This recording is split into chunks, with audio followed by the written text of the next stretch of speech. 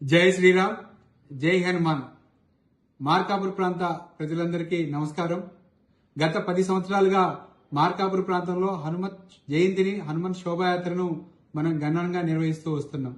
అయితే ఈ సంవత్సరం కూడా మే నెల 12వ తేదీ హనుమత్ జయంతి సందర్భంగా హనుమత్ శోభాయాత్రను మార్కాపూర్ పట్టణంలో ఘనంగా నిర్వహించాలని చెప్పి మార్కాపురం హనుమాన్ శోభాయాత్ర ఉత్సవ కమిటీ మరియు విశ్వ హిందూ పరిషత్, హిందూ చైతన్య వేదిక సంస్థలు నిర్ణయించడమైనది.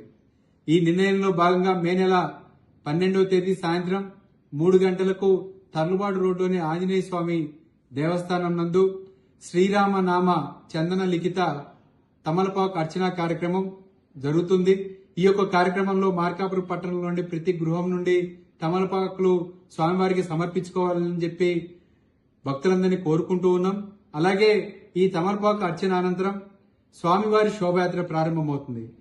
స్వామివారి శోభయాత్ర ఈ సంవత్సరం ప్రత్యేకంగా కోలాట బృందాలు, కర్రసాము బృందాలు, అలాగే కళాకారులతోటి ఈ సంవత్సరం కూడా శోభాయమానంగా హనుమత్ శోభయాత్ర జరగబోతుంది.